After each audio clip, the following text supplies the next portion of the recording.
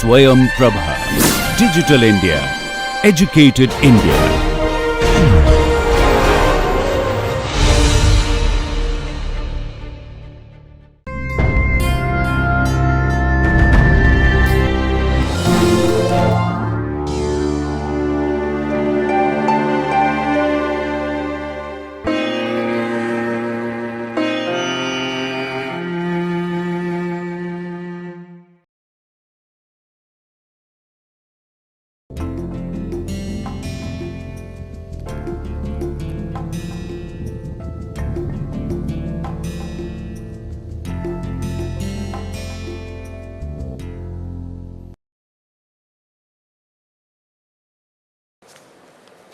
Okay, should we start? Or some of the students are still expected. Anyway, what we'll do is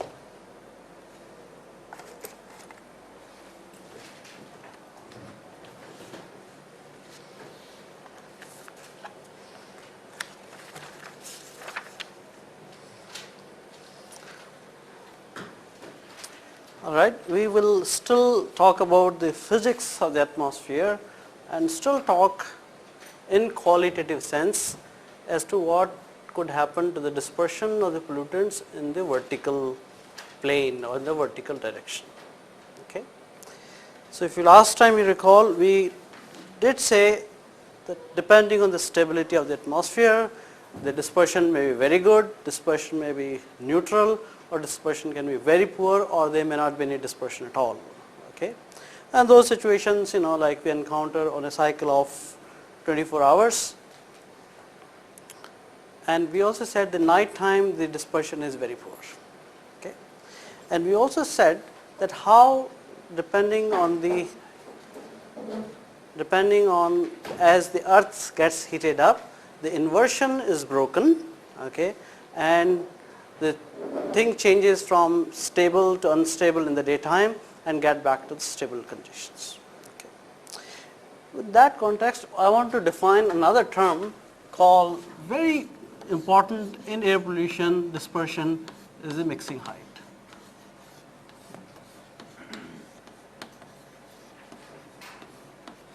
Okay. The physical meaning or the meaning mixing height is, it is a vertical distance up to which the pollutants will be completely mixed. Okay. It's like basically mixing layer, or sometimes it is also called as a boundary layer. Okay. And we draw our favorite figure as to, this is Z here, this is T. Okay. And let's say we are talking about a situation 7 o'clock in the morning.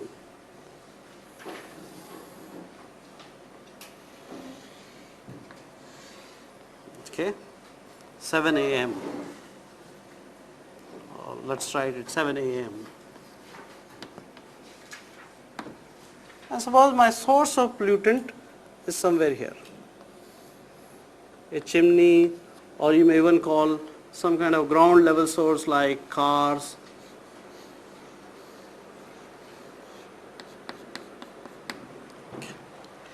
Now with this knowledge, with this picture, okay, what can you say how high the pollutants will go?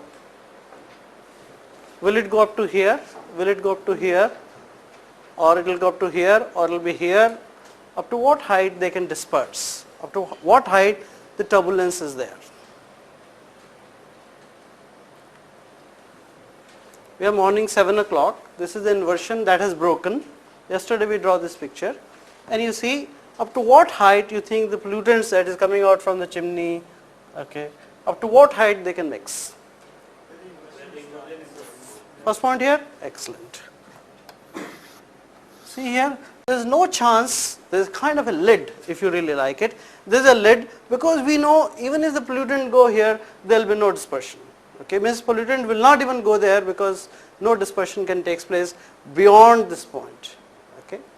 If I draw the same picture, okay, what I'll do is, for the convenience, I just draw the picture little, call it let's say 11 a.m.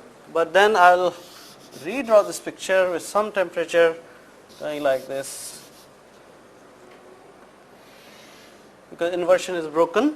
Okay, so now let's say this is 11 a.m.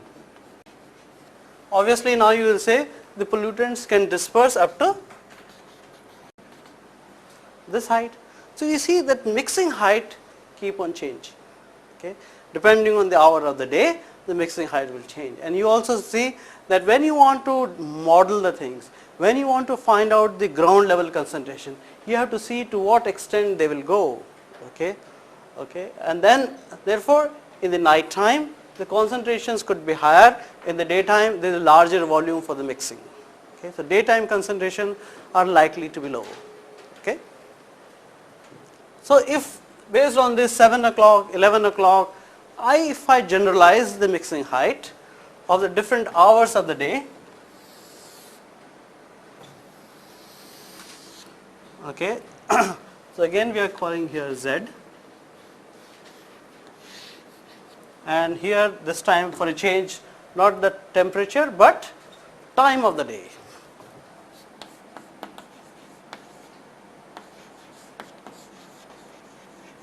Okay, so then you say, well, early in the morning 4 o'clock there may be very low mixing height. Okay, as you go by the time you are 2 o'clock here, the mixing height is there some kind of pattern you get. Okay, the mixing height keep on increasing as we have seen from 7 a.m. to 11 a.m. to 2 p.m. and things like that. And this information is very important. Okay, because when you want to find out the concentration, you will say in the morning the concentration will be in this layer.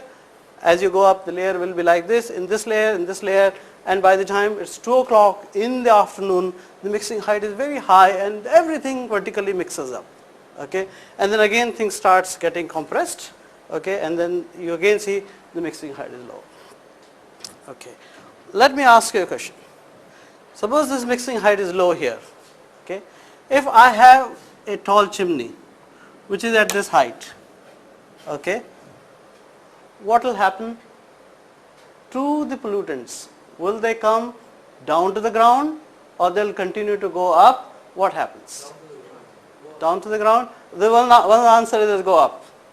Do you want to change your mind?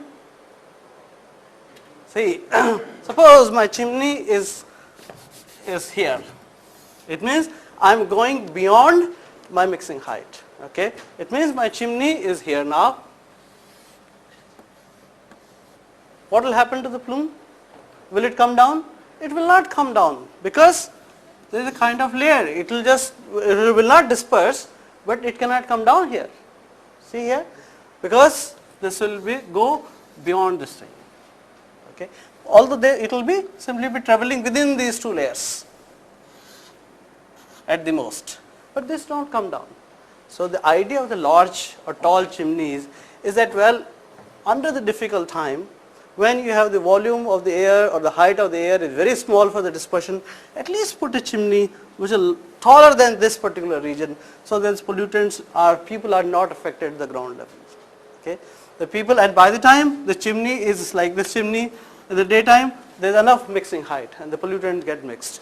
So you see, therefore the chimney height is provided 275 meters, because normally the lowest mixing height that we get is of the order of 150, 175, 200 and things like that. So you see, well, even let's make a chimney which will cross this thing, and the ground level pollution is not so severe. Okay, but then you remember that all the ground level sources like the cars and domestic cooking and they all will be causing this serious problem. Okay, having said that, so you have got some idea of the mixing height. Okay, so you get this kind of typical picture, but I'll tell you with little experience which we had here is that when you do in the winter time, and this height can typically go up to, let's say, 3,000 meters. Okay, and that is what typically, even if the rainy conditions or cloudy condition, you see the cloud at a particular height and flat kind of thing, okay, and then you go beyond those clouds, the sky is again clean, okay. So that is up to what is the mixing height, okay. So what we can tell you, what you expect in the winter time mixing height will be more, or in the summertime mixing height will be more? Summertime mixing height will be more, okay. So you get a sharp kind of thing in the summer, it is like this, and in the winter it might just be like this. So this may be typical summer, this can be typical winter. Okay.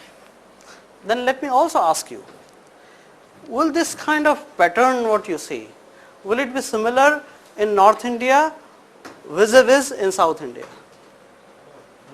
It will not be, right? In North India you will get the sharp, because the temperature, daytime temperature and nighttime temperature, there is a lot of difference. And in the South India, the daytime and nighttime temperature are very same, okay. So this you typically get in North India, this kind of pattern.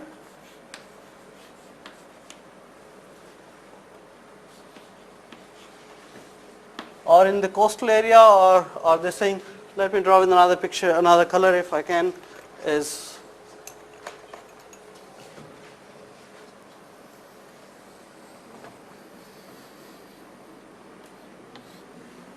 this is typical you get in the South India, okay. So typically this you get, and there is not much of variation between winter and summer in South India, because there is hardly any winter or summer differences there. So you see how important is the mixing height to specific location, what location you are talking about. Based on this knowledge, I want to also define a situation where for a chimney, which situation will be the worst situation. Suppose this my chimney height is fixed. Chimney height is fixed anyway, okay, and you have a situation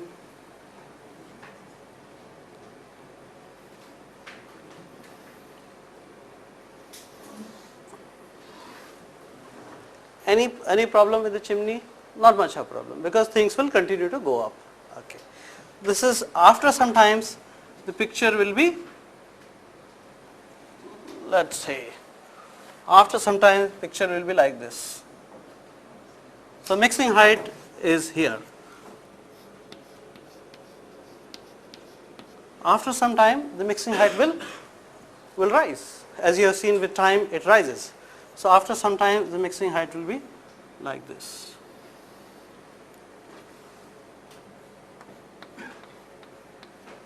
Okay. There will be a time, okay, when your mixing height will be exactly equal to chimney height, okay. What happens under the situation? See, earlier you did not face any problem, because it was going outside your lid, okay, as if it was penetrating this ceiling and going out. But then now there is a ceiling and everything is within the ceiling. Then things will mix within this particular zone, because this is mixing height. So this one. So what happens under this situation? All the pollutants that immediately disperses in this region. So as soon as the mixing height is just at the top of the chimney, okay, you see the pollutants just dispersing, okay, and that typically happens in the morning around 9 o'clock or so, okay. It happens for a short while, because after a little while the mixing height is going to go up, and then you have a larger height for the dispersion. This situation, okay, which I can redraw the whole clean picture now for you.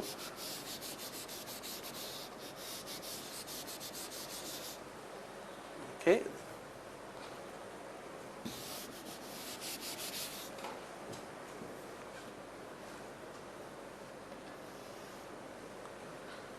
So this pollutants simply disperses within this zone, because they cannot go up, okay, they are within trapped in this one, and this is what is the situation. So all the pollutants little distance away from the source, and this situation we call as fumigation.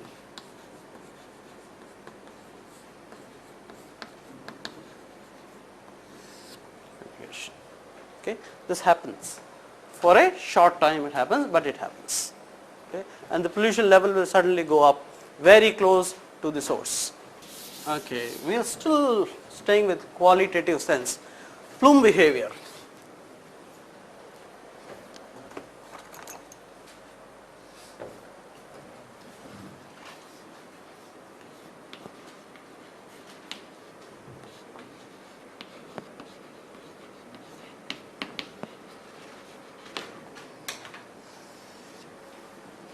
Okay. Yes. In case of fumigation, we are assuming that the conditions are calm conditions, or is there any turbulent nature of the air? Conditions are calm above this. Conditions are unstable below this. You can see here, we have defined the rate, and this may be something like this, may be your dry adiabatic lapse rate. So what you see, normally what we are saying, if turbulence is there, is very good situation. But just look at this, typically at this particular point of time. Okay, up is stable, so it cannot disperse up. So it is bound to disperse underneath. Once it is bound to disperse underneath, then this is the area where it can disperse. So you get a fumigation. So this is because of the turbulence. In fact, the dispersion pollution level is high at the ground level, because we are all the time thinking about the ground level, because people live on the ground level. Okay, so in fact there is no problem here. If I can put something beyond this, there was no problem. But because this thing is unstable, and you see that there is a turbulence and this thing, nothing will happen anything anyway. It won't even go up. Okay. So let's quickly, we'll do it very quickly now. Suppose the situation is like this. Okay, and chimney height is somewhere here. Let's draw a better picture.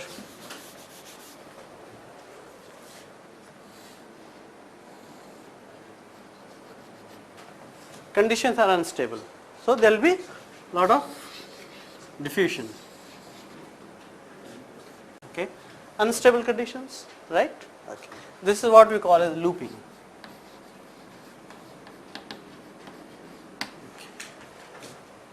A situation can be like this, that we have just now talked about.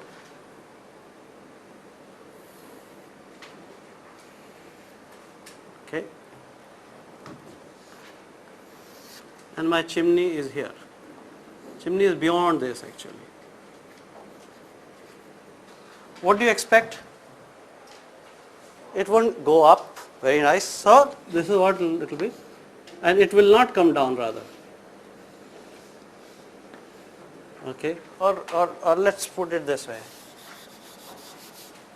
It goes like this, and this is what we call as lofting. And if you will notice, if you spend some time watching chimney, sometimes you can see the situation, lofting. Okay, and this situation we have talked about fumigation, that's situation number 3rd. So you can, under the same heading, plume behavior, you can also see the fumigation, which we talked separately. Okay, let's talk the another situation where my chimney is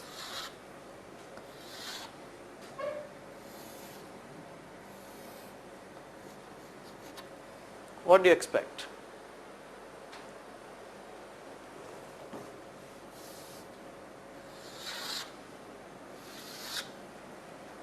My plume will be, cannot go this side, it will just be, it will be trapped between this, as you have seen this one. So this is what we call as trapping.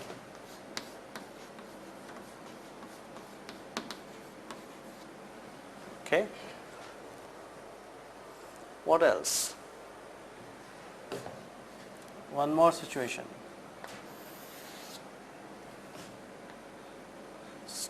Even if I am not writing, you all know that I am referring to Z and T, Z and T. Okay, we have a situation which is this is your adiabatic lapse rate, and situation is like this. And my chimney is here.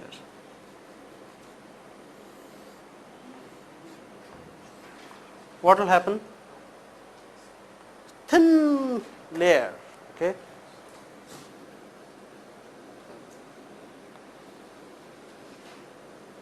Because everywhere there is no chance of dispersion, okay.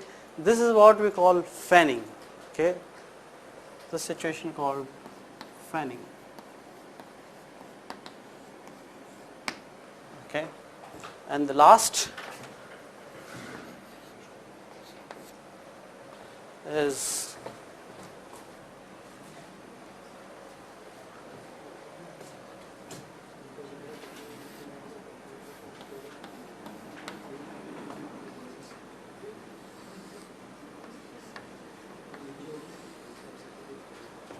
what do you expect here?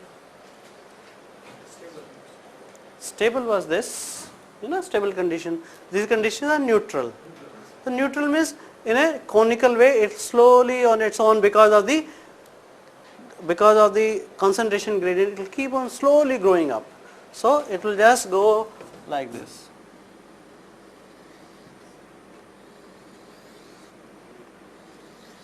And it forms like a cone.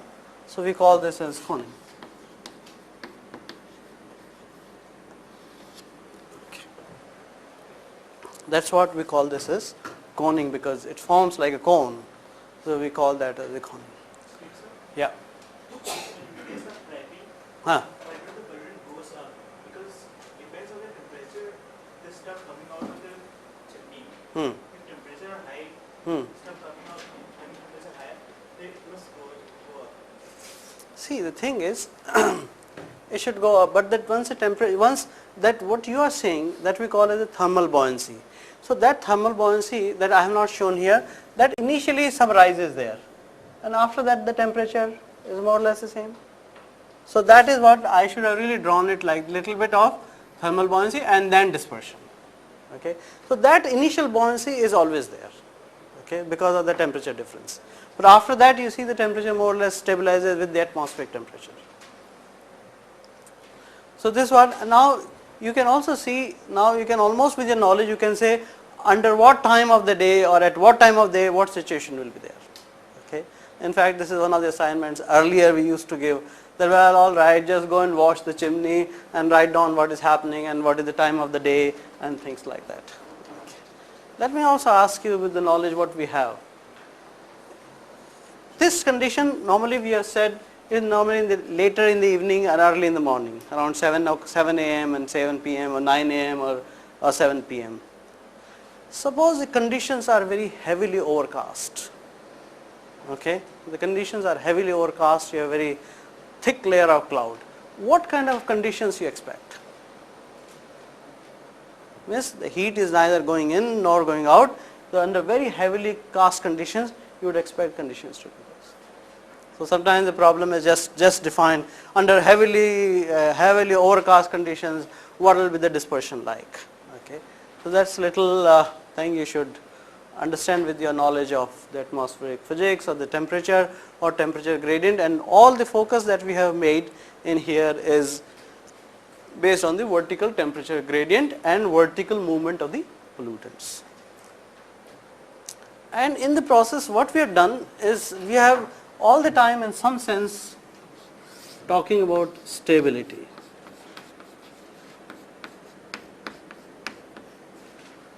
Isn't it? Okay. And we are broadly using the term stable, unstable and neutral. Okay. And then they all, what essentially stability is indicating is the turbulence of the atmosphere. Isn't it? That is the turbulence of the atmosphere. So in order for us to even more get the more finer details of this thing, this stability is further classified. Okay. From the broad term you want to come at the micro level. So there were two people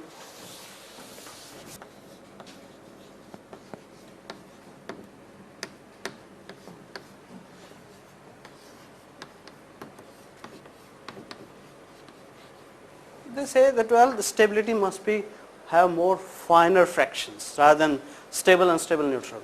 Okay. So they define the stability in 6 classes, and they are still called these, they gave the name A, B, C, D, E and F. Okay, that is the nomenclature they gave. And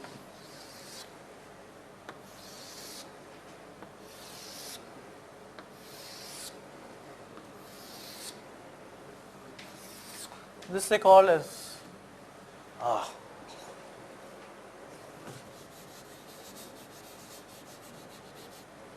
they call it highly unstable or very unstable. Let's check that.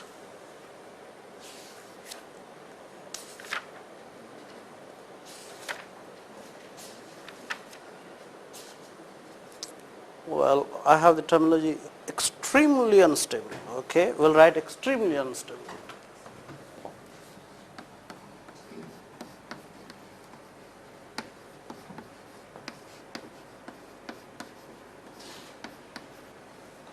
Moderately unstable.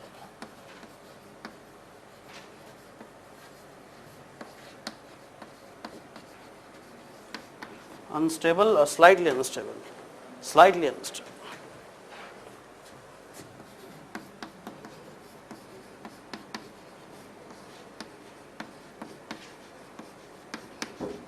This is neutral.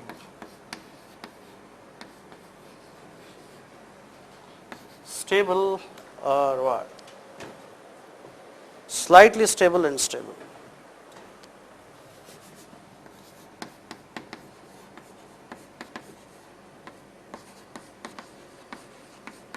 And stable.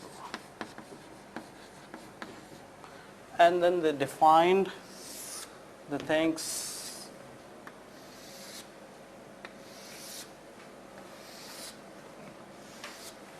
on the way del t by del z.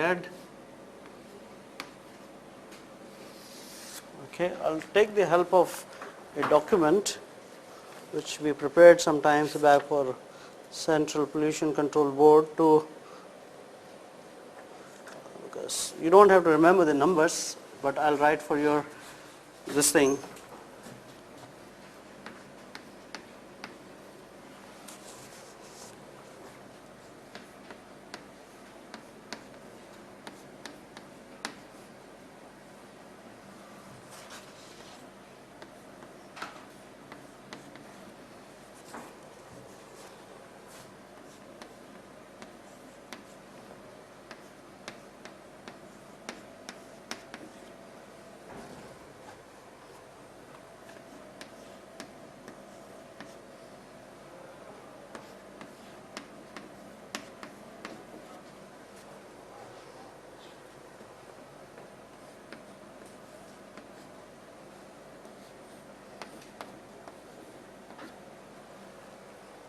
That is how the classification they gave.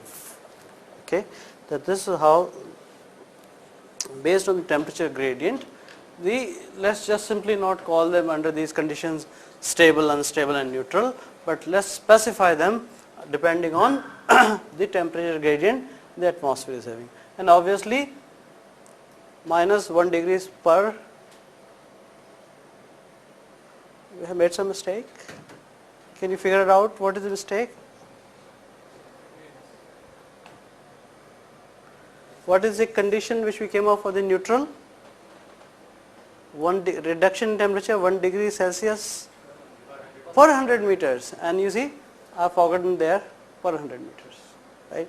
So we must specify that one per 100 meters. I don't know if so I must specify the units here. That's very important.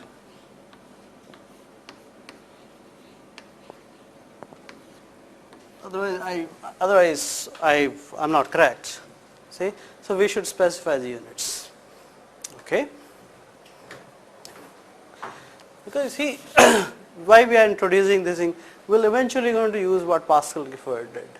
They did it sometime in 1928 or I don't know when, and we still use the thing, the Pascal's and Gifford stability classes to do all our calculations that will follow in coming lectures and things like that.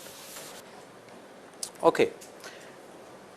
Now the problem was that this was fine, but see it is still not easy to do the measurement of the temperature at various heights. okay, and do it consistently, because it costs a lot of money, a lot of instrumentation and things like that. So there was a person called Slade.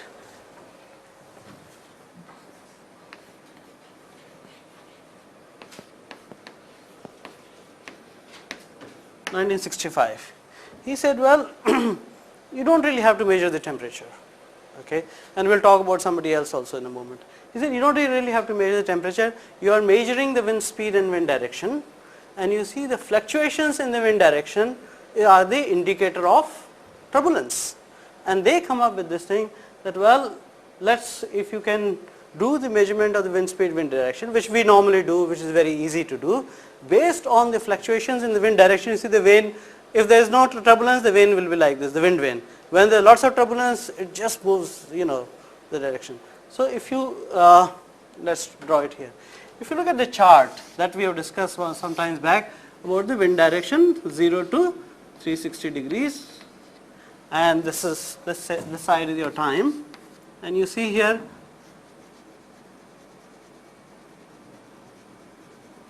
this is in a way showing you the stable conditions, and at the same time, after some time,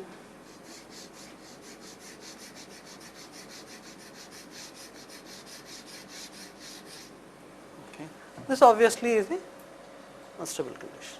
So he said that, well, and he correlated, he concurrently did this measurement along with the measurement of the temperature, and then with lots of statistics and things like that, as we do. He said, well, you have to really measure the hourly sigma theta. What is sigma theta? The standard deviation of the wind direction. We all know how to find out the standard deviation of the data, isn't it? Okay, simple normal standard deviation, you find out what is theta. Theta is your wind direction. Okay, you find out the sigma theta because you do the measurements. Okay, suppose this was 1 hour, you can, every minute your computer is there that will record what was the wind direction. Okay, with that wind direction you can also find out what is this standard deviation of the wind direction. Okay, so he said if you have the sigma theta, okay, then you can correlate that to the Pascal and Gifford stability. So I will also give you the number with respect to sigma theta. And again, you don't have to remember the number, nor I remember these numbers, but let's write them for your information. And the units will be degrees. So let's extend this.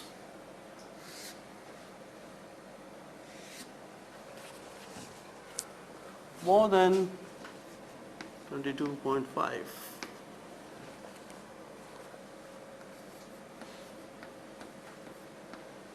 To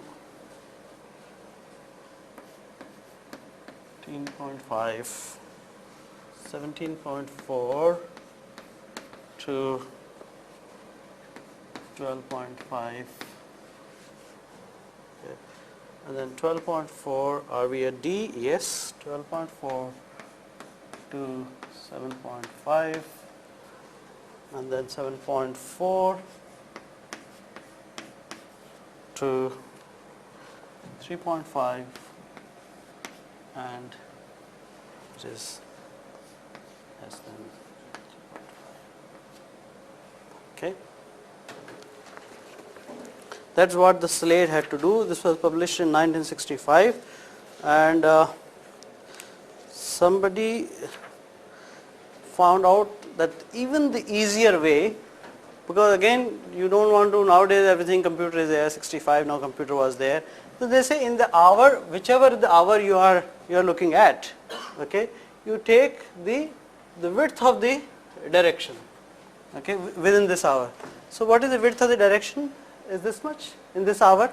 Wind has changed from here to here. Okay, so they say sigma theta can be approximated as width of the wind direction divided by 6.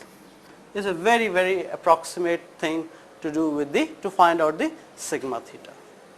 Okay, now we don't have the wind measurement device here right in the lab, but we have it somewhere there. So you can look at the chart and they say, all right, the the WD has been about 36 approximately. Okay, so the sigma theta is 6 and sigma theta is 6, then maybe I am talking about the stable conditions. Okay, and these things are very important, and always remember we are trying to develop a relationship between source and the impact, and to do the develop the relationship we need to know the meteorology, because meteorology is a transport mechanism.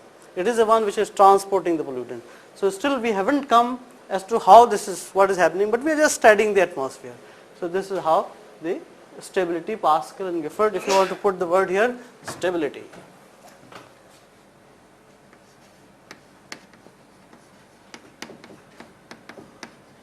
Okay.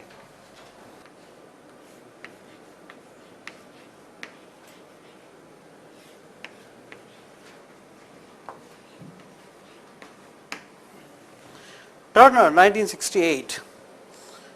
Okay, 68. Yeah, 68. He said, well, all right, you have the two methods. Okay, but sometimes even this information may not be there, and still you want to know about the meteorology. Then he came up with a method, which that's what we'll discuss, and let's see how far we go. He discussed the method and he said, well, all right, you just go to an airport, nearest airport, and whatever the measurements done by the airport as a matter of routine measurements, that is what is the information generally that will be available. Suppose you have to do a remote area, you say, okay, but the power plant should come or not, but then you don't have the ways and means to measure this one, or nor you can do the long term measurement because you have to take a decision, nor you can run through your wind direction this thing. Then he says, go to the nearest airport, okay, and get some data, okay, and that data will help you to find out the stability. In fact, before we had our wind speed, wind direction system here, the students used to go to Chakeri Air Force Station and always used to bring the data and do some analysis and things like that to get to the stability class. Okay. So again, there is a table which is for the stability class by the Turner, which I'll have to, since like I don't have the slide here to put, I'll have to draw that. Just bear with that the drawing thing. So he said, if somehow we can measure the insolation, okay, what is insolation? Is the amount of the heat that is reaching the ground, okay, it's not that which is going away from the ground. He said, if we can somehow measure or somehow estimate rather the amount of the heat that's coming down, that we call as the insolation, okay. So that based on the insolation the classification can be done. So insolation somehow is not directly measured at the station, Air Force or even your normal civilian airport, but they may do something else. But let me make this table for you, and that table given by the Turner, and then we'll see it, that how this is. He said, the first of all, surface wind that everyone measures. At the airport they measure the surface wind as a matter of regular thing, okay. So he gave, and the units are here, meters per second. When we say surface wind, normally we are referring to the wind measurement at the height of 10 meters. Okay, that's a standard thing. Even if no one tells you the surface measurement, it is implied, it is understood that the measurement is 10 meters.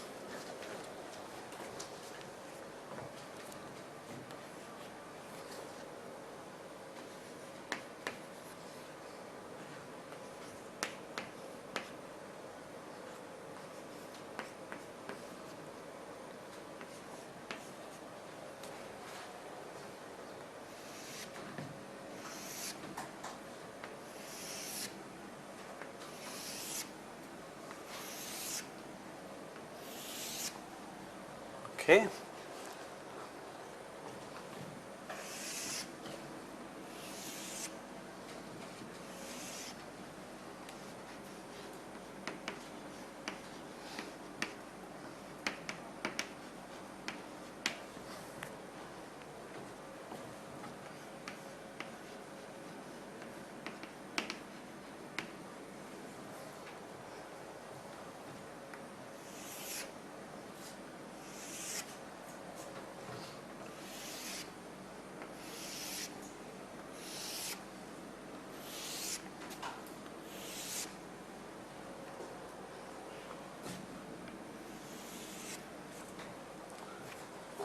Okay, let me make slightly this a little better.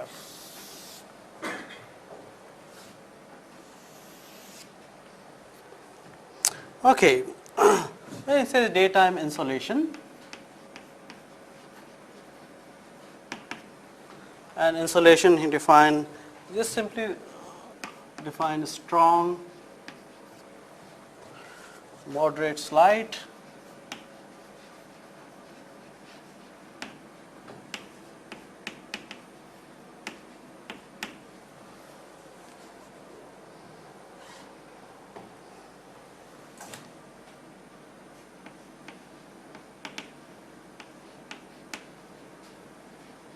thin overcast, that's what is I mean to say,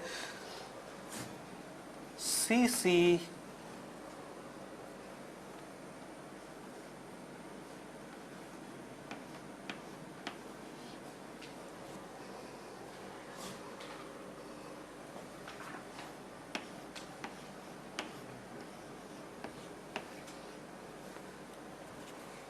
okay.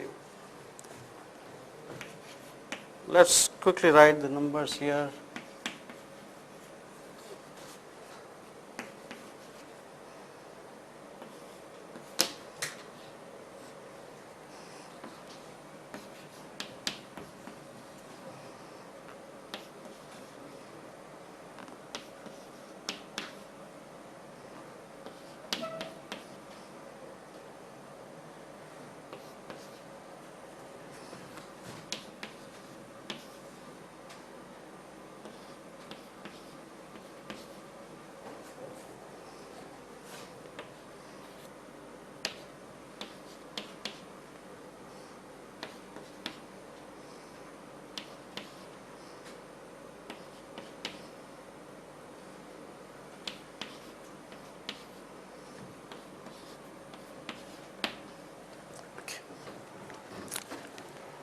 We'll come to this thing, how the insolation is to be calculated, estimated, measured.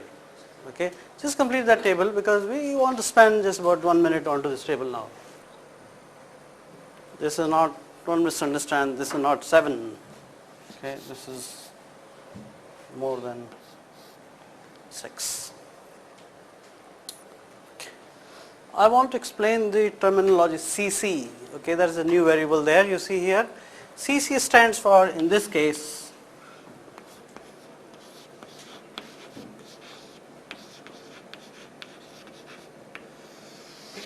cloud cover. Okay. What I mean by cloud cover. Okay. See here, what do you see? If you look at the sky, okay, and you divide the sky in equal 8 parts, okay, just it is a synoptic measurement. You don't even need an instrument. Okay, the person physically he goes up, of course nowadays you have the instrument, but the person physically goes up at a particular time of the day, look at the sky and you say out of 8 divisions that he can make, equal divisions, how many divisions are filled with the cloud? Simple. Okay, how many parts, or how many, suppose this is the sky which you see, which will look like something circular to you, divide this in equal 8 parts.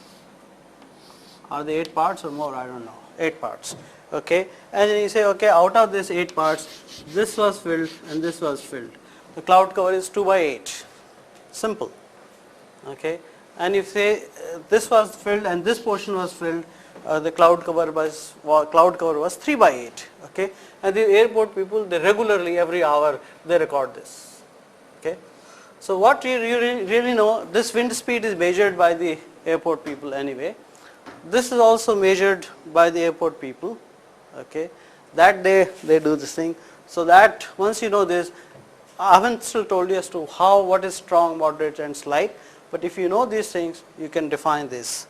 But the other thing what I need to point out to you is that, and that's somehow, why is that when wind speed is like more than 6 or 5 to 6 or 6, why it is D all the time? What is a guess?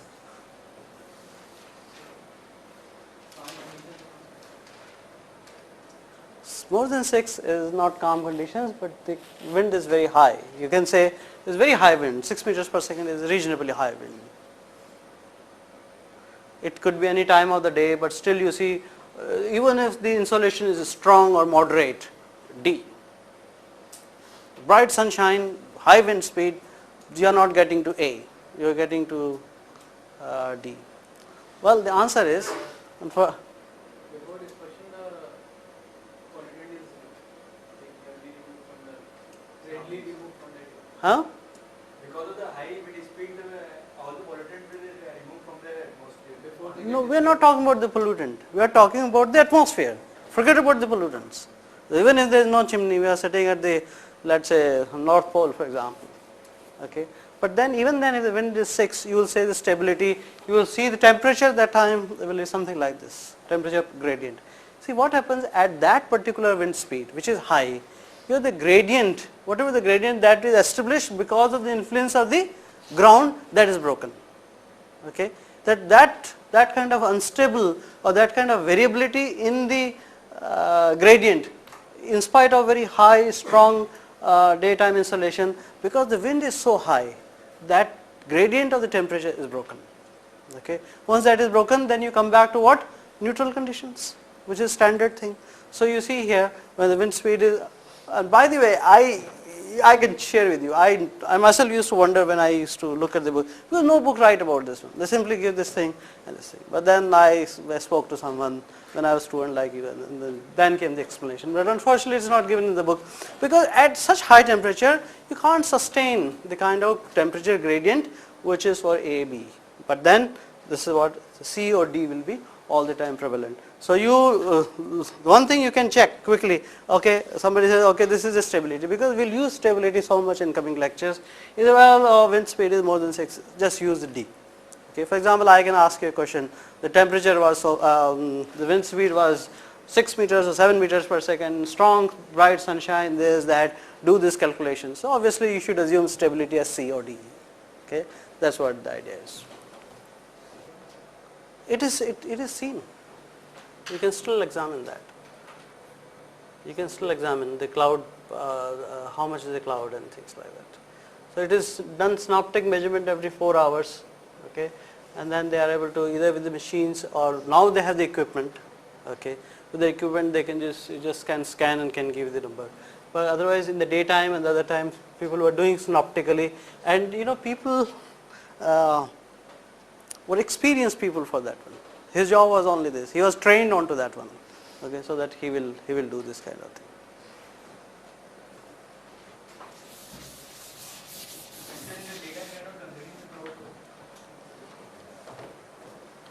In daytime, are we considering the cloud cover, or are we not considering the cloud cover? We are considering.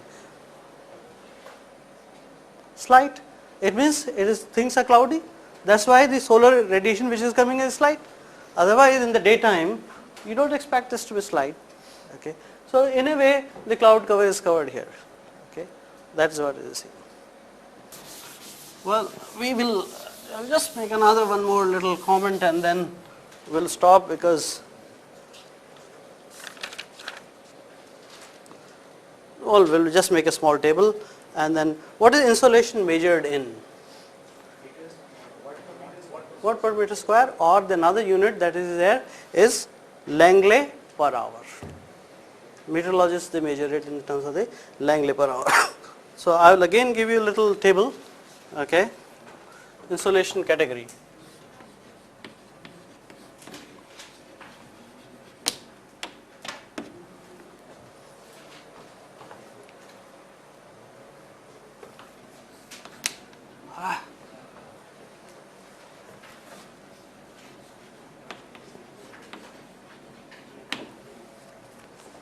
Again, you don't have to remember it.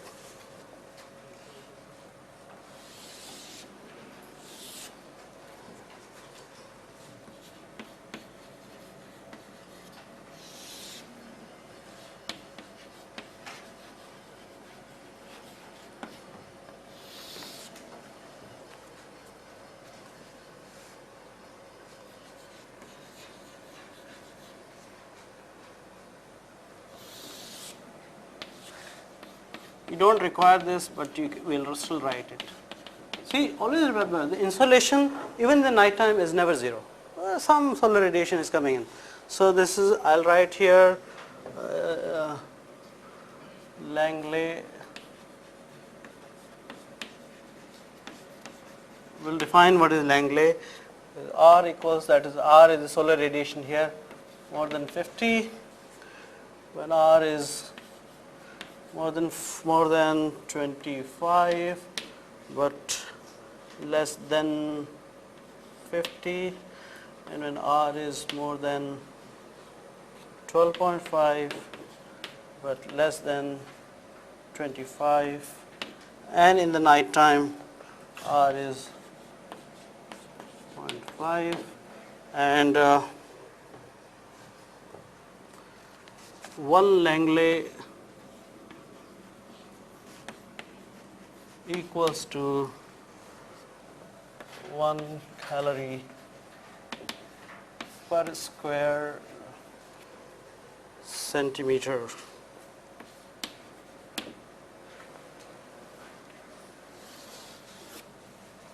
So that's how we define the Langley. Okay. So now you know the numbers, and now our next job in the next class will be how to calculate or estimate the R. From R you define your solar radiation, and then you are, and with this thing you combine.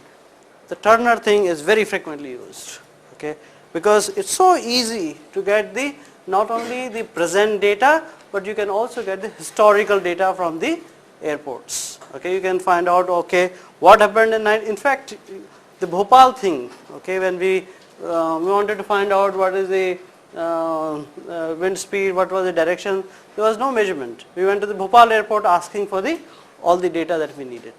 Airport, very important place for meteorologists and for the air pollution engineers.